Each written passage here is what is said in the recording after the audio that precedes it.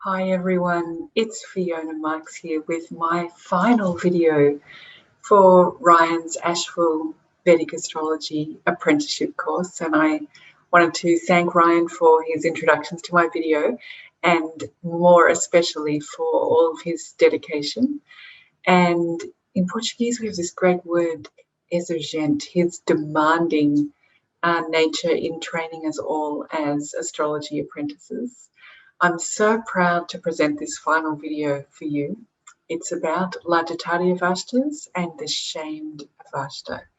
And we're going to be looking at how to unpack the complexity of that experience that people are having. So this video is for you if you either have a Lajjita Avastha in your chart or you have clients with that constellation and you want to help them actually diffuse the time bomb that it is and find a way to work powerfully with that combination. So I hope you enjoy my video. I wanted to take the chance to speak with you personally because when I'm on the video, you never see my face. I also wanted to thank you all of those of you who've come for readings with me from this channel, and I hope you will subscribe and follow me on my channel at fionamarks.com or on YouTube at fionamarks.com. Okay, enjoy the video. I'll see you at the end. The 7 Faces of Shame, bringing light to darkness through the advanced application of Lajjita Avasthas. I wanted to start my presentation today by sharing with you where this really came from for me, which is that when I think about shame, it's one of those difficult experiences in a person's life that is hard to process, and we end up kind of putting it in trying to lock it away in a chest, because going over it and over it just kind of re-traumatizes it. It doesn't seem that you can process this feeling of shame. So actually, as a child, if you have this experience, you just kind of want to lock it away. But even when you do that, it seems that it can be accessed and memory gets triggered, or somebody says something, you think that thought, and you feel those shame feelings again. So then you want to kind of bury it like in the top of an attic, dark, covered in lots of stuff, try to hide it altogether, forget about it. But still, even though you've done this, the shame can still be triggered by events or by people talking about things. So then you want to lock the door to the attic and hide it away altogether. But no matter what you do, it keeps responding to that trigger and giving you that sensation of shame. And so what can happen over time is one has the feeling of shame, but can't even remember what it was, what incident it was. It's because we've tried to bury it so much, it becomes hidden. And this is why I was really inspired when I learned about Lajjita Avasthas and how they help us to define shame and to delineate different experiences of shame. And I think that this is a key that can help us reclaim and unlock some of these trunks that are hidden in the attic. So this is the inspiration for the video. Let's get started. Today I want to begin by sharing with you about what is shame, and then I want to also review how the shame Lajjita Avastha is created. Then we're going to look at these 7 unique versions of shame as a way to empower ourselves and our clients to reclaim their hidden and forgotten feelings that they're afraid of. So I think it's really powerful. Then we're going to have a look at using shame Avastha, which, we talk about the Lajjita Avasthas as being inner psychological experiences. But I wanted to put in a few examples to show how external the shame Avastha can also be. And I want to wrap up by looking at what are the benefits of the shame Avastha. Can we turn this constellation on its head and actually see how transformative this can be in a person's life, how empowering and powerful. So what is shame? I really like this definition from Wikipedia. Shame is an unpleasant, self-conscious emotion typically associated with a negative evaluation of the self, withdrawal motivations, and feelings of distress, exposure, mistrust, powerlessness, and worthlessness. So I think that gives a good overall encompassing definition, and why I wanted it here in the presentation was because of that second, or that middle dot point, withdrawal motivations. I think this is what is so violent and destructive about shame, is that it actually causes the person to withdraw their connection to flow, to energy, to others, to the goodness of life. That unpleasant feeling, as it's described here, is so powerful that the person wants to keep themselves away from others because they're so reject worthy. And I think this is why when I put together for the previous video the Lajjita Avastha's periodic table, I was wondering which of these Lajjita Avasthas was the most violent, and when you looked at how each of them is created, it seemed natural that the shame Lajjita Avastha was the most violent or destructive. And it just goes to show that the violence one does to oneself is perhaps karmically the most violent, the most difficult, the most damaging. Because even when we're looking at those other Lajjita Avasthas, we think of starvation and especially agitation, where the person can be so frustrated, so restrained and constrained, and that they hit out at others. But perhaps at least that projecting out onto others is actually interacting with flow, it's interacting with life, it's keeping that flow open. Whereas shame, the violence is taking place inside, and in withdrawing oneself from the goodness of life, from the potential of being a connected member of the community. So shame is a very powerful human experience, very lonely human experience. I also thought when we talk about shame, it's great to go back to the mythologies that we're all shaped by. And for those of us in that Western European tradition, we have the Christian story of Genesis. And in this story, actually, is a very powerful mention of shame, where having completed creation, in 6 days, having created the earth and all of the plants and animals and the humans, these companions for each other, there's this ending of that cycle of all of the work of creation with this quote, "And the man and his wife were both naked and were not ashamed." And this is really powerful, because right there in that statement could be any other description. You know, the man and his wife were both naked and happy, and confident and excited about exploring the world, or pleased with the creation, or you can imagine so many endings to that sentence. And yet the word that's been chosen is "we're not ashamed." And the story goes on to have an incident that creates shame, and these beings then hide from God, which comes back to that dot point about the withdrawal motivations.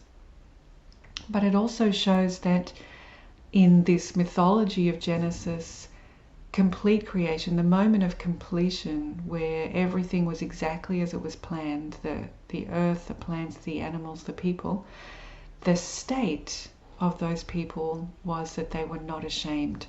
And I think that's really powerful, that it's something profoundly healthy to be without shame.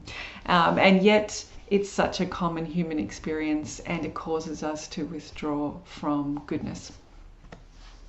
Now, we can't talk about shame without also mentioning Brené Brown, who has a very famous TED Talk about shame that I highly recommend. And I didn't know much about her until I did my first videos with Ryan a year or so ago, when we talked about the Libra ascendant and the Scorpio ascendant. And of course, as soon as I'd done them, before I'd seen them, before they were published, I just went through all those moments of shame, like how could I have done that, and how could I have exposed myself to that? Very critical of what I might have said or not said, or pronounced the wrong way, all of those thoughts. And who do I turn to but Brene Brown, who shares a video of exactly the same thing. How does one deal with shame, and how one can be competent or intelligent or an expert or anything in that, have some authority, and yet this feeling of shame is completely disempowering. Anyway, she has this famous quote that shame needs 3 things to grow. It needs secrecy, silence, and judgment. Shame cannot grow or thrive in the context of empathy.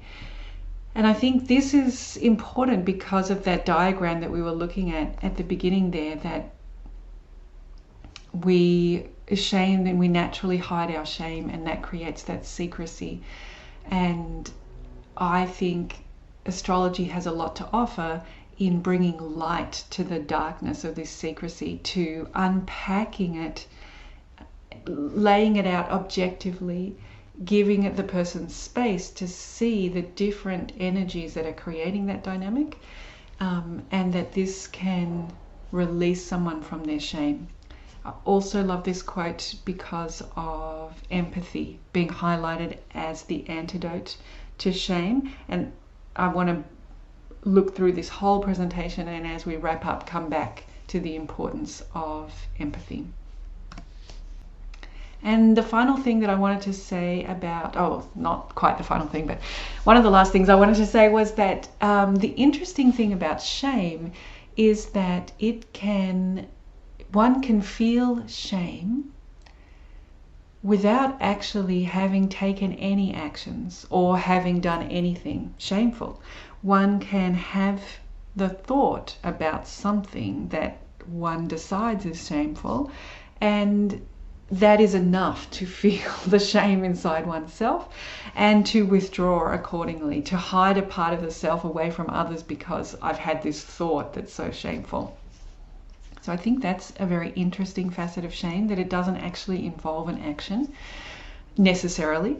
Whereas, for example, guilt is feeling guilty about an action, or shameful about an action. It's something that a person has done, that they look at that action and they regret it, or they feel guilty about doing it. But it's something that was actually done, and it's something external, it's something that happened outside of the self. Whereas shame is not something I've done, it's something wrong with me.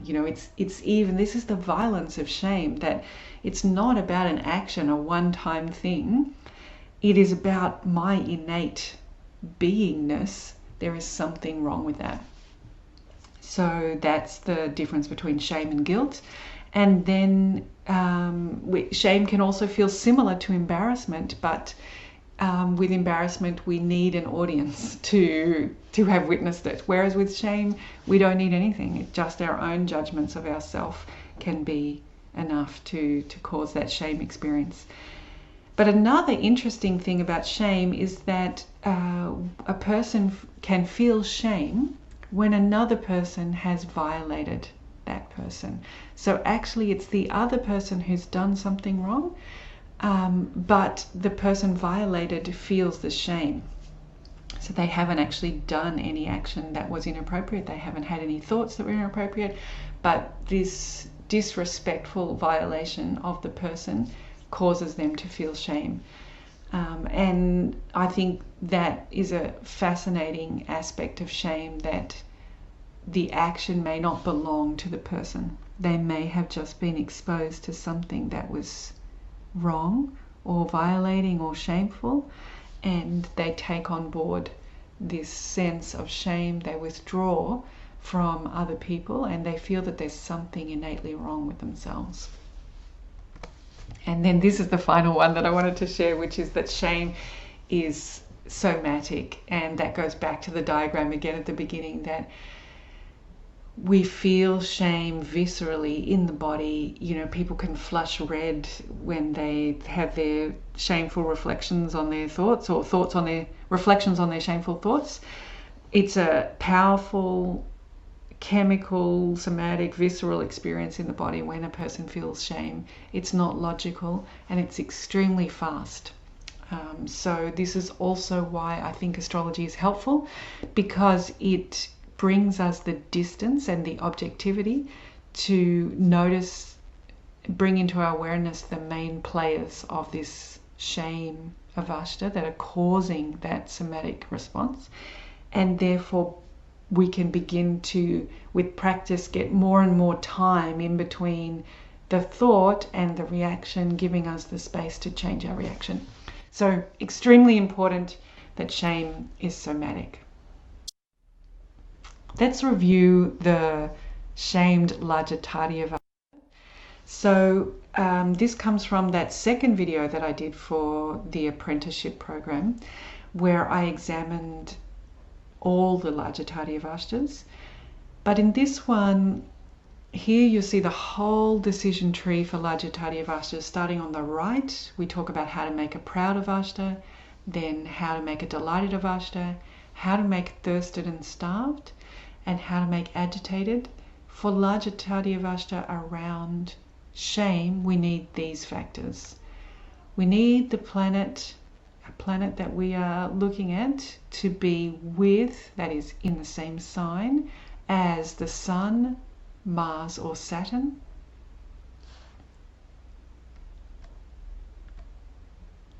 And then it either has to be in the 5th house or with a node, with Rahu or Ketu. So when we examine just the shamed Lajjita Avastha, the essential items are, it has to be with a pure malefic. Sun, Mars, Saturn. Not the moon, the waning moon, not Mercury when it's with the malefic. Has to be with these main pure malefics. And for me, that speaks about kashta. It has to have that malefic planets, they give out their aggression, they give out their dissatisfaction and their unhappiness in kashta, and this, I think, is what is so violent to the planet in question.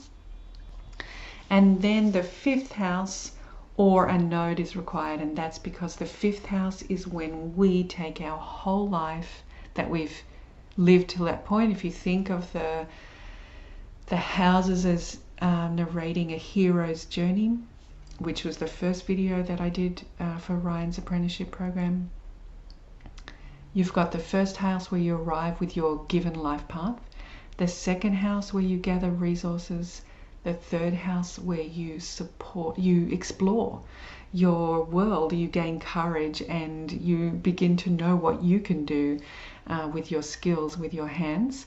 And then the 4th house is you build yourself a home, a safe place in this chaotic world that you've arrived in, where you've managed to gather resources and gain courage and skills, and you've explored. Now you can build yourself a base. That's the 4th house. It's somewhere safe where you can retreat to. And from there, you now know yourself well enough to take this journey where you want to take it. The 5th house, creating a legacy, creativity in general, children. These things are things we do on our own. This is our direction of our life. So of course shame is indicated here because there's nowhere else to hide. And with a node, what they add, so they can create a shamed avastha in any house, and that is because the nodes are like Alice through the looking glass. You know, they just managed to twist reality and throw that unexpected spanner in the works. So they create illusion and delusion.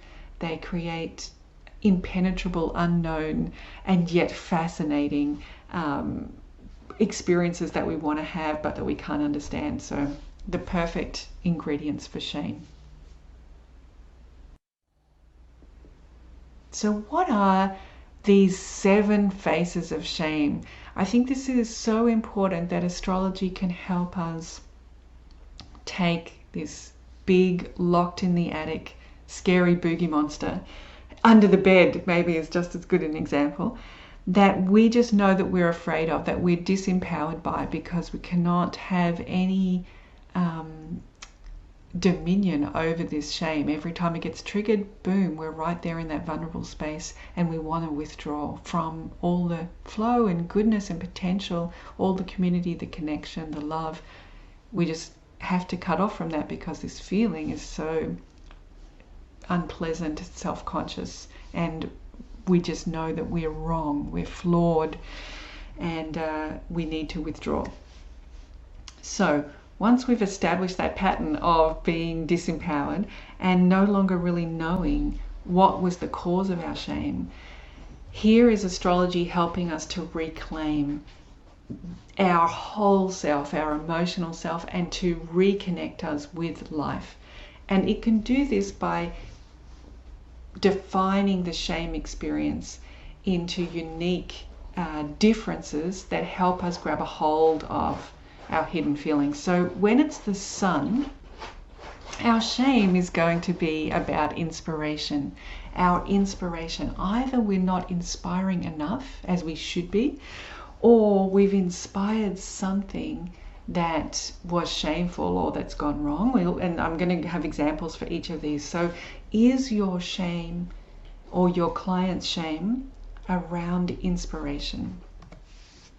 When it's the moon, the person is going to feel shame around their emotions or having needs. With Mars, the person will feel shame around their actions or their inability to take action at the right time. Perhaps someone who didn't do something feels that shame forever and disconnects from others because of that. Mercury is so interconnected with everything. It's hard to come up with one word to describe the shame when Mercury is involved. But Mercury likes to facilitate things, to make things easy through communication, through networking, through our peers and our friends. It wants to make the world better. And it does that by managing all of these complex tasks, putting them in the right order, getting things done, making the world better. If it has not been able to manage, or if it managed badly or managed the wrong things well, or if it cannot be objective as Mercury is supposed to be in its exploration of the world and truth, then Mercury is going to feel shame. And we will look at examples for all of these. Jupiter is our hope, but also the goodness, understanding the goodness in life, believing in the goodness in life. And when someone is shamed and Jupiter is involved, they will feel that they are not good enough, that there is something not good about them, or that they haven't been able to bring goodness to the world. They haven't made the world good. Venus is perhaps an easier one for us to get our heads around because it is the shame of having desires, of wanting things and pleasures. So maybe that's our more traditional things that people feel ashamed about. And Saturn is the shame of flaws, of knowing how flawed a person is, knowing how flawed the self is, and being ashamed of that and therefore withdrawing. So these 7 pieces of the puzzle give us a different flavor of each planet when it's shamed, and can help a client be grounded in their experience, give them the markers to hold on to when that wave of somatic shame comes, to begin to apply some insight, some clarity, some logic to this overwhelming experience. Let's examine each one individually now. So the sun, we already spoke about that this is going to be related to inspiration. For example, if they follow their inspiration, they will feel shame. What a dynamic, a tension inside the person to be so drawn to an inspiration, but to feel shame about it. Shame from not meeting ideals, shame from lacking the self-esteem to enjoy success. And their own inspiration can never be enough. So can you relate to this in your client's chart or in your own chart? Let's have a look at a specific chart to help really anchor this type of shame. So for this one, I've picked John Lennon, who has a shamed Avastha happening right there in Libra.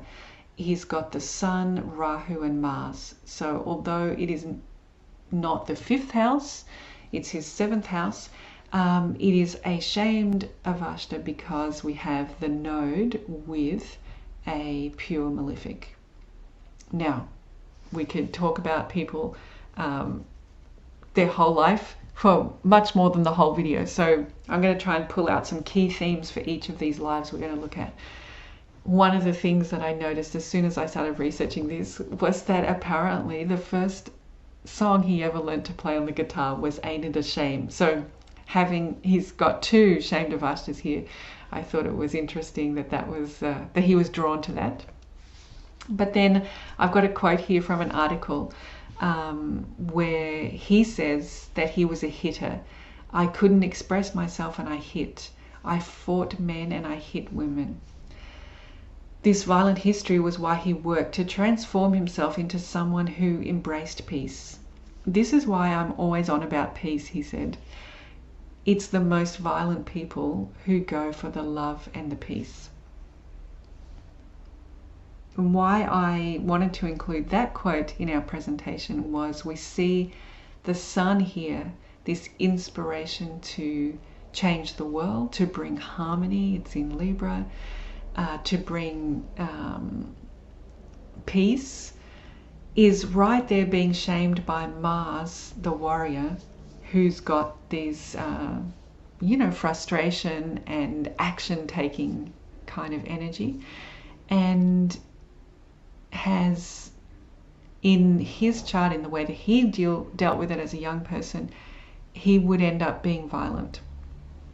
And imagine how that would feel when inside yourself you know you have this gift to inspire others to peace, and yet as a young person you experience yourself hitting other people, including women. That shame that this person must have felt about having such a high calling and having such a violent streak or a violent experience of the self, I think is a great description of their inner shame. And it makes me think of one of his most famous songs, Imagine, that this call to peace, that he did obviously achieve in his life, and this is what happens. We work with our Avasthas over time and we learn how to deal with them. He contributes this song that inspires the world around peace, and it's a very peaceful song. It's not a call to arms or a rallying kind of peace chant or cry. It's pointing out that we already have everything that we need for peace right here. So I thought that was a great way that the sun managed to work around the Mars and share this message of peace in a way that Mars also found acceptable. Let's look now at what it feels like when the moon is shamed. We are ashamed of having feelings, moods, and needs and not being as great as others. You can be ashamed for just even having feelings and you want to keep it hidden inside. And this requires an enormous amount of energy to prevent oneself from having feelings, and it cripples the ability of the moon to be adaptable. Let's see if we can examine a person's life as a way of fixing this type of shame in our minds. I have here Katy Perry's chart, and you can see there's an awful lot going on in Katy Perry's chart. But right there in Scorpio, which is her actual ascendant, we have the Sun, which is a malefic, we have Saturn, which is a pure malefic, and we have K2 nodes. So we know that the Moon and Mercury are being shamed here. We're going to focus on the Moon being shamed and share some quotes from Katy Perry, who felt ashamed about taking medication for depression. Okay, so fantastic example for us to look at, that life gets hard and you hold on to this pain. And at the beginning she felt that she could use that pain to help her create songs. And that instead of dealing with her feelings of shame and the pain that was going on there, she would just pump out another number one as a way of kind of saying, you think I'm depressed? Well, I'm on top of the world. And I think that's a great example as well, because it's using the Moon as a character for the masses. So she's able, as a young person, to avoid her feelings by putting out an extremely successful musical hit. But eventually that stops working, exactly as we saw in the dot points, that the energy required to suppress these feelings, it stops you from being able to do anything else.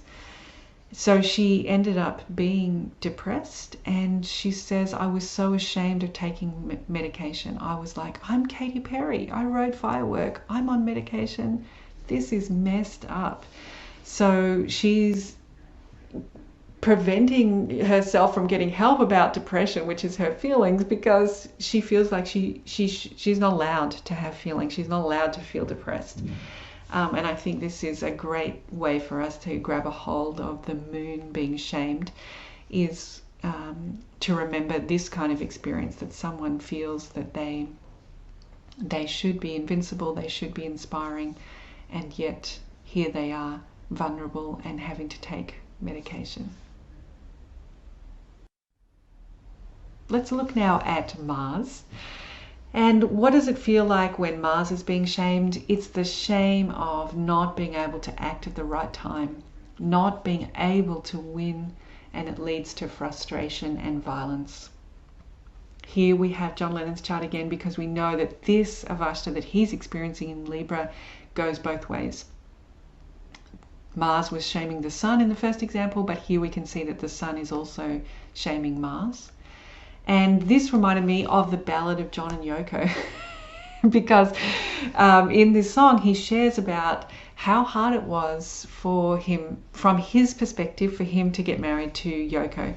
And why was that? Because he makes this spontaneous decision to get married. I believe that Paul and Linda just got married, something like that, and he decides on the same day or the same week that he should marry Yoko. They're driving to Southampton. He gets this idea, I want to get married on a boat or something off the coast. So just like Mars, it's impulsive, it wants to take action, and it's come up with this big vision, because don't forget, it's actually being agitated by the Sun as well. So it's going to have these big, grandiose, amazing ideas. But the authorities are not going to allow this marriage, because it's so spontaneous. The paperwork, all of the things that the Sun, the government, the administration needs, they're just not available. And so Mars is being shamed, feels shamed. And the lyric says, the man in the Mac said, you've got to go back. You didn't even give us a chance. And so it feels very unfair to Mars. Also doesn't like this experience, this unfair experience. And this song is full of pace. It's called a ballad, but it actually gives you the sense that they're being chased around by these paparazzi and by not being allowed to do what they want to do all over Europe, as the Sun, the governments and the administration shame Mars's impulse to get married. And another line from the song, Christ, it ain't easy.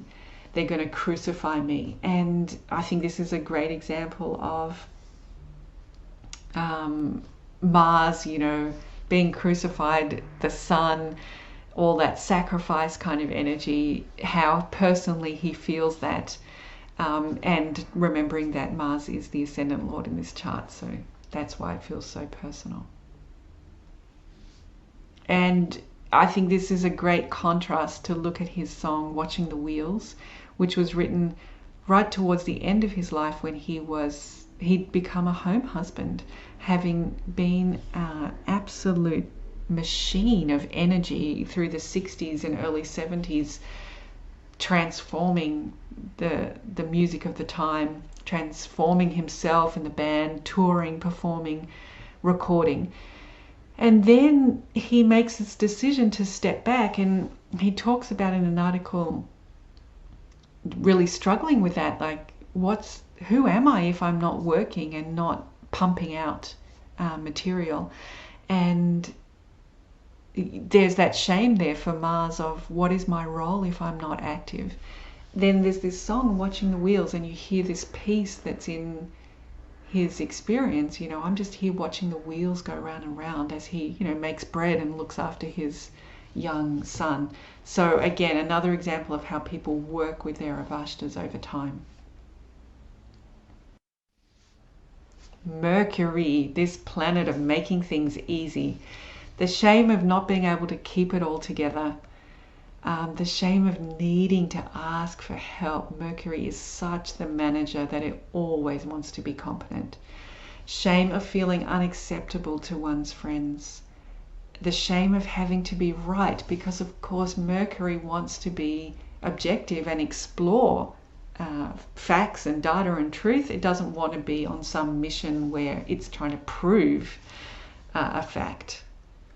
So for this chart, we're going to have a look at pink. And just like some other charts that we've got today, there's a lot going on, but I'm looking there in Virgo. And you can see that we have the Sun and Saturn, so they're both pure malefics. They're with a node, Rahu, and we have other planets there as well. We've got Mercury and Venus. So for this example, I just wanted to pull on the experience of Mercury being shamed and draw on some quotes that Pink has about her life. She mentions that she's an outcast, and I think that's a great term for Mercury when it's shamed. And we talked about shame is going to make us want to withdraw from our connections and friends, from our community, from belonging. So no wonder she felt that she was an outcast.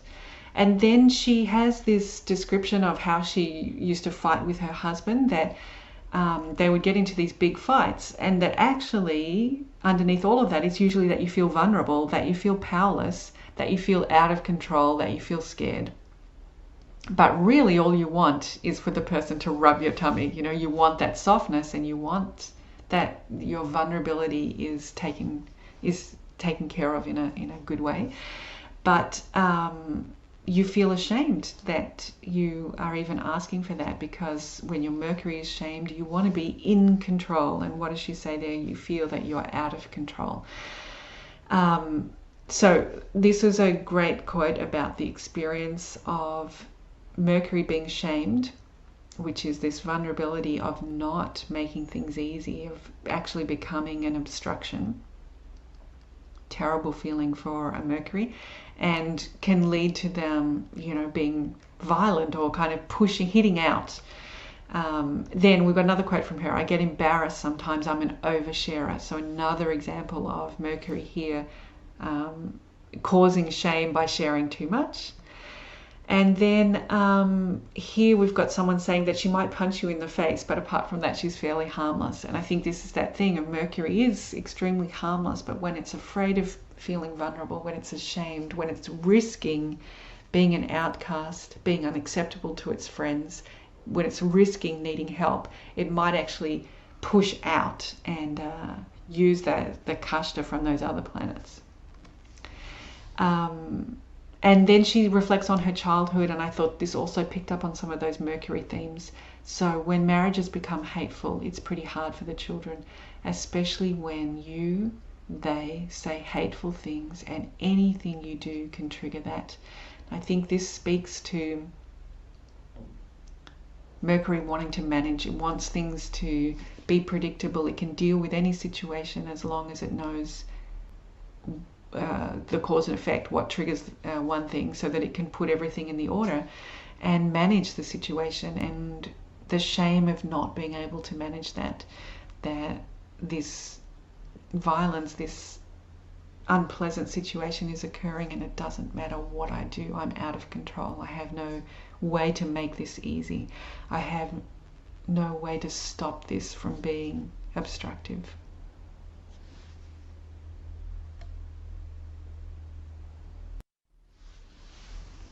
Okay, let's have a look at Jupiter. Jupiter is our sense of hope, and it gives, when it's shamed, we feel shame for not being good or preventing oneself from doing good. Or maybe worse, the shame of appearing good but not being good.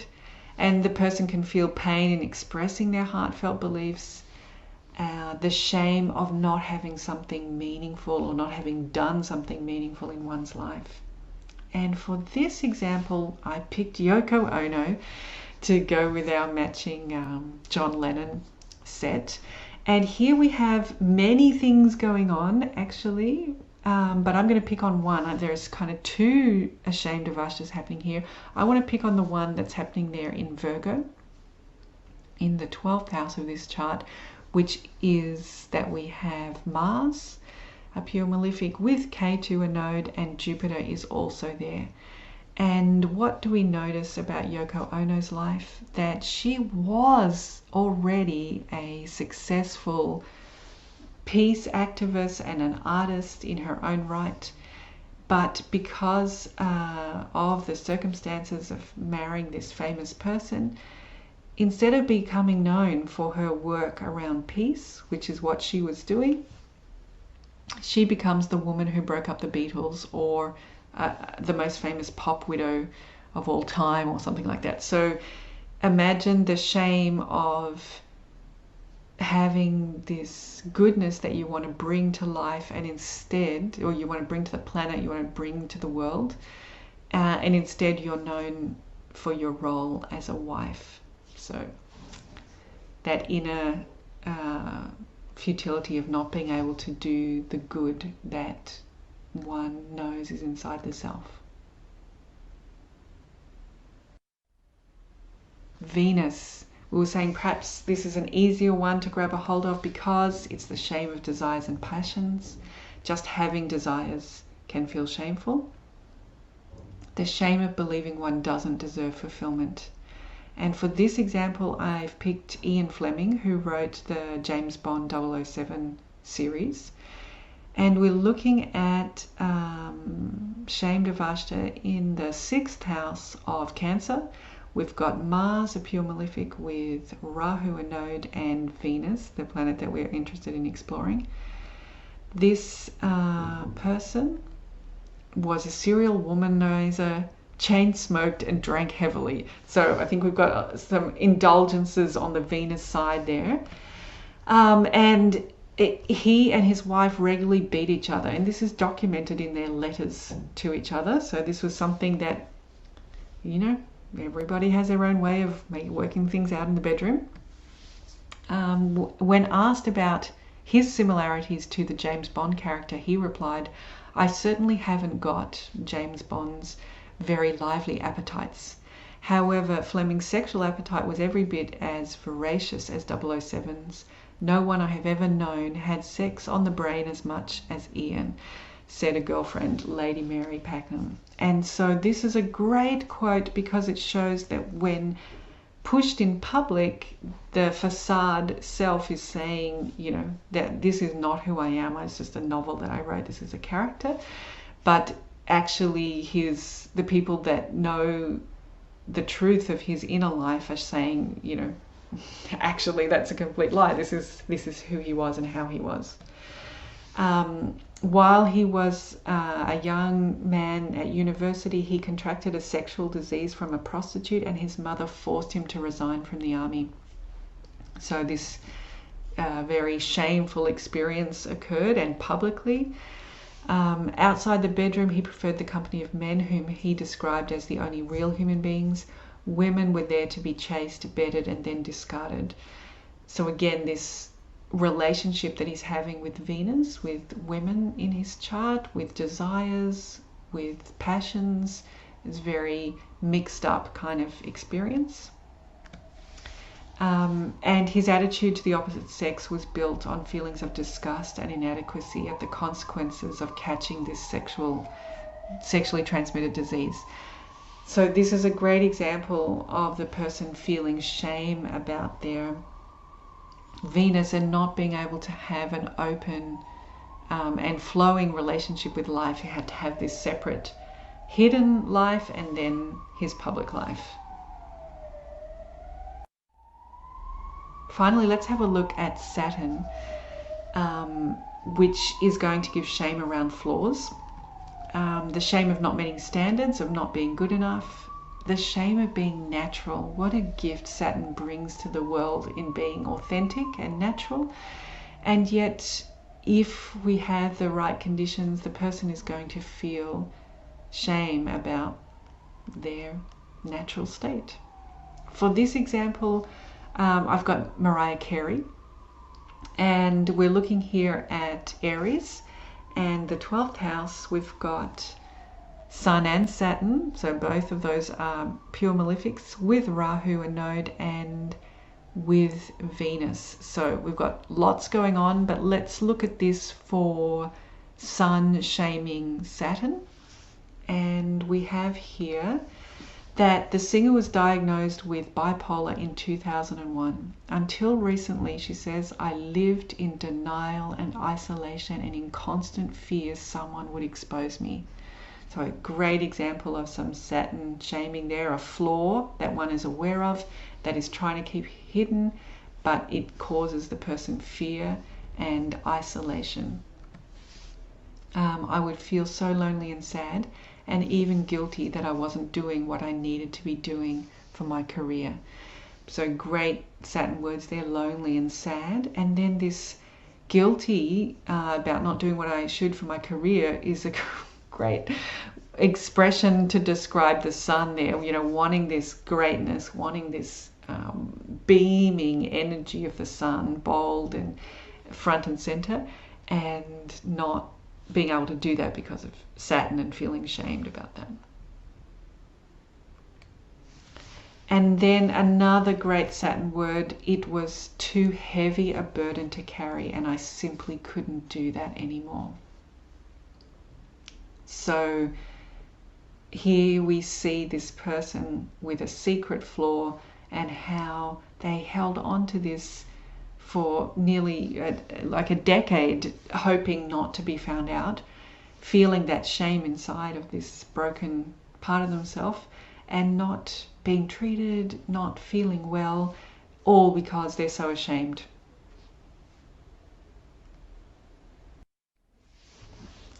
And now let's have a look at these shamed Avashtas are inner psychological experiences, but they're also playing out with the karakas that they represent. And for this example, I want to look at Jupiter as a karaka for husband and Venus as a karaka for wife. And we're going to go back to Yoko Ono because she's got so much to give here. We're talking about Virgo. We've got Jupiter being shamed by Mars. So in order to have that dynamic, we know that the person is going to feel like they're doing the right thing. That's Mars, right? It's always into right and wrong. It's always trying to do the right thing. But something about the husband is going to bring shame for this person. That's what we're seeing with this. If we didn't know it was Yoko Ono, that's the dynamic that we're seeing, that the person's going to feel like they're doing the right thing, and yet something about their husband is going to bring shame regardless. So did you know about Yoko Ono that she was married 3 times? And we can imagine that is the case because K2 is separative. It's going to create this separation from the husband, from Jupiter. And she lost custody of one of her children, and that Jupiter is also a karaka for children. And there's K2 creating separation. So here, if we look at just the John Lennon bit of this story, she's pursued by a married man. So actually she's single, she's doing the right thing, she's available, and yet this other person who's not available, he's the one not doing the right thing, and yet the way the public sees it, the way it's remembered, causes shame to her. Then after getting through that, and they're actually legally married, she becomes famous for breaking up the Beatles, and she's not able to be a blushing bride or enjoy the happiness of being married, because this image is attached to her, this shameful image that she broke up the Beatles, which apparently is not true at all anyway, but at the time was universally seen to be true. Then imagine they managed to survive this situation. They moved to New York. Theoretically, they're safe and dry, right? They've got their own home in their apartment in New York, but actually inside of herself, apparently, she begins to feel stifled, that all this attention from John, she wants a bit more space and freedom in the relationship, and he's being too clingy or too needy, and she orchestrates an affair with their personal assistant. He moves out of the house, he moves to the other side of the country, he describes it as his lost weekend. And now, and this is what's so powerful about the Lajjita Avasthas in the chart, is that they are creating this dynamic to experience the karma. So we end up doing things that you can't even imagine. So here is this woman's now created a situation where she gets to be the victim of a cheating spouse. But apparently the whole time she was ringing every day, she was telling the assistant how to handle the press and how things should be spun to tell this story. So very much creating this experience in her own life. And then she loses her husband to a violent death. So I think this really portrays that these Avasthas are very powerful, and they will manifest situations in someone's life that will create this shame. So here's this independent feminist woman, and instead of being known for her own contribution, she becomes famous first as a band wrecker, of like the biggest band at the time, and then being somebody's widow. Her own work, her own contribution, her own voice, it's all sidelined. And Mars there representing society's view of right and wrong. So she ends up getting all of this shame and notoriety just from being somebody's husband, that Jupiter right there. Even her husband doesn't acknowledge her. With songwriting credits, Lennon later stated he regrets about feeling guilty enough to give McCartney credit as co-writer on his first independent single instead of giving it to Yoko, who actually wrote it with him. So here is the husband also causing shame onto the wife. This cannot be recognized for her goodness. What about the other way around? What about when Venus represents a wife in someone's chart?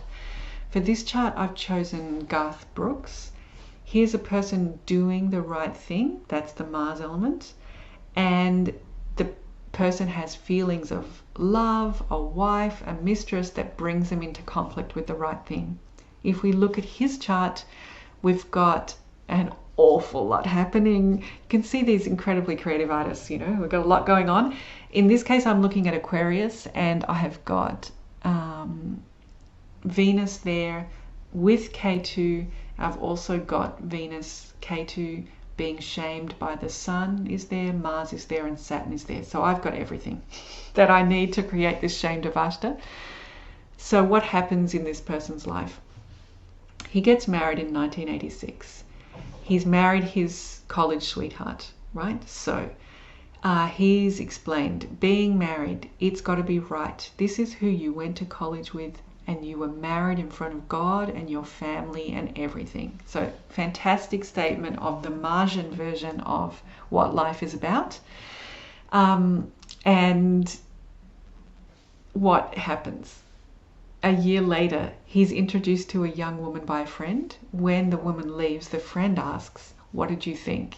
And Garth Brooks says, "Well, it's strange because I felt that feeling like when you met your wife. But I've already been married. I'm already married. I'm only a year into my marriage." So here's a perfect example of Venus being shamed, that Venus, this natural compass for us, it's a sense of taste inside of ourselves that tells us what's going to lead us to higher fulfillment. He stands next to this woman and off goes his Venus and tells him for sure this is the person he should be married to. And yet he's actually married to someone else. And because of what he stated in that quote above, this is his whole identity is wrapped up in doing the right thing and being the right person. So he doesn't make a move because he's committed to his vows. But he doesn't exactly paint this marriage, his original marriage, in a good light, saying, so you keep on hacking and you work and you work and you work. And then it comes the time when you're looking at the rest of your life and going, how do you want to live it?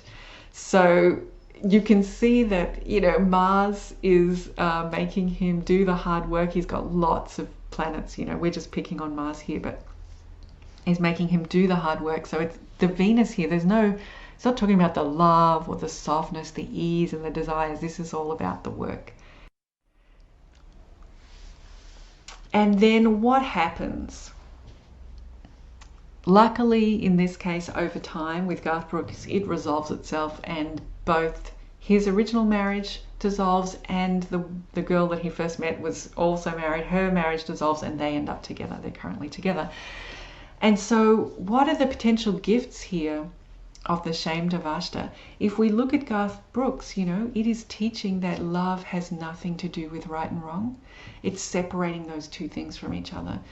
And it's also really affirming the value of Venus as our guide for our higher fulfillment, even when that puts us in conflict with right and wrong. So much to learn, and this person luckily lived long enough to have that experience. And if we reflect on another of the couple of examples we spoke about with Yoko Ono, this Jupiter K2 Mars, I feel like that combination is teaching someone that true contentment is beyond being wronged. That even though Yoko Ono has every right to feel like she was wrongly accused of being a band wrecker, and it was wrong. It's wrong that she's remembered as a famous widow rather than for her own contributions. Those things are clearly wrong. But actually, true contentment, what Jupiter is all about, it has nothing to do with right and wrong. And this Avastha focuses a person on really finding the true meaning of Jupiter. And for John Lennon, we could say that this tough combination, Sun, Rahu, Mars, Mars, Rahu, Sun, has given the person the opportunity to choose love and peace, even like when they have been violent. It's shown them that love and peace is the answer to that violence through their own somatic experience of resolving this Avastha. They've been able to contribute more to peace than many people. Final thoughts before we get to the benefits of these Avasthas remember that I'm trying to share with you, we can, as astrologers and as students of astrology, we can help understand hidden feelings because astrology is showing us these distinct, nuanced versions of shame. What shame looks like when Mars feels futile, what shame looks like when Saturn feels flawed, what shame looks like when Mercury feels that it's become an obstruction rather than a helper. And I think that's so powerful in helping people unpack their feelings. But astrology is even more nuanced than that. And remember that each of these Avasthas looks different when it's with Rahu, when it's made with K2, or when it's made by the fifth house. So there's even more subtlety in these different versions of shame.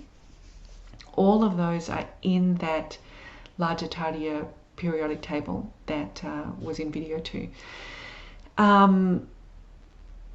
I think another point that's really important to remember is that the shamed Avastha is going to create this dynamic in a person's life.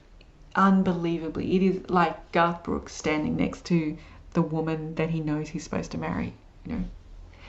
Like Yoko Ono orchestrating an affair, which is the classic Mars K2 Jupiter experience. She actually created that experience because it's in her chart.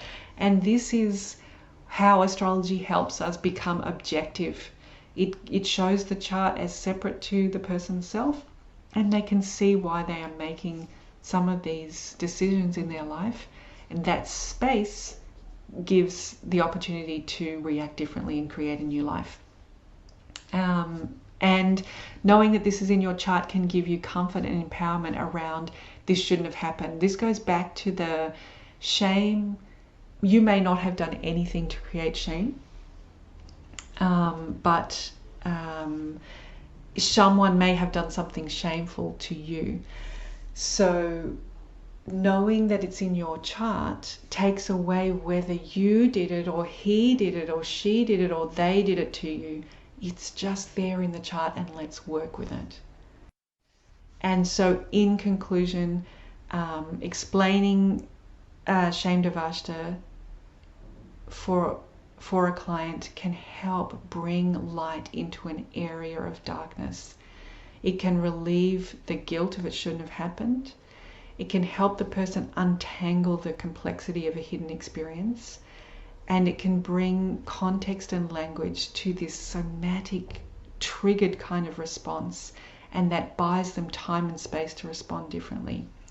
It can promote the person to achieve something great. And you look at all the people that we examined today and those amazing contributions they've made. Like Pink has really spoken to people who feel like they're outcasts. She's created a community of outcasts. She's empowered them. And look at John Lennon, you know, look at these amazing people. And when healed, the shamed Avastha creates an empathy for humanity that is authentic and profound, and that can move humanity forward closer to that healed space, closer to the sense of flow and goodness in someone's life. So people who heal their shamed Avastha are some of the most powerful contributors to health in this world. So it's a very strong constellation to have in the chart, but I think it has the potential to bring enormous healing as well. Thank you very much. I look forward to your comments and feedback. I hope that you feel more confident in identifying what different shames look like for different clients. And if this is in your chart, I hope you feel empowered to see the dynamics that are making certain patterns play out in life, and that empowerment gives you what you need to change your reactions and feel empathy for yourself and become one of these great contributors and healers on the planet. Thank you, and see you on my YouTube channel next time. Hi everyone, I hope you enjoyed that video. Now you've seen all about the shamed Lajjita Avastha, and I'm hoping you're inspired to use it powerfully with your clients or in your own chart. So what is it that you can do? I want to invite you to come over here to my website, fionamarques.com. Looks like fionamarques.com. In Portuguese, we tend to push all those sounds together. And when you are here on this site, you can have a look at all the services that I offer. And if you click here on astrology, you can book some time with me. It sets up in your time zone so that I arrive at the right time, and so do you. Also, you can come along and maybe register for one of my hubs. I would love to start a coaching circle around the ashamed Avastha. So if you have one, or you have a client who really wants to learn how to work with it, get them to register their interest here so that I can get that up and running. And then, of course, you can come to my blog and have a look at my style of reading and thinking about astrology. You can see at the top all of these categories, and if you click on one of these, this one is set up at the moment for all of my papers about Prince Harry, my final paper for the 4-year astrology program. Before that, the paper before that was on Meghan Markle. So her whole 12 houses are here, around about 800 to 1,000 words about each house. If you want to see how to put together the Lajjita Avasthas, the strength of the planet through Shadbala, the Vagas, the yoga score, and all of those planetary aspects and Rashi aspects, and the houses and the prosperity, annihilation, each of these different chapters goes through that in detail. So have a look on the blog. And finally, also another thing to have a look, if you want to understand my style, is to come and check out these videos being a fly on the wall in an astrology session. So that should give you a real sense of what my work is like. And the final thing that I want to invite you to do is come along to my YouTube channel and subscribe and check out the videos that we have here, examining all different aspects of my experience with applying the teachings from Asheville Vedic Astrology apprenticeship course. I'm really looking forward to hearing your comments and building that relationship with you over time as we both get to understand astrology more and more. Thanks for supporting all of us apprentices through the course, and look forward to working with you in the future. Bye for now.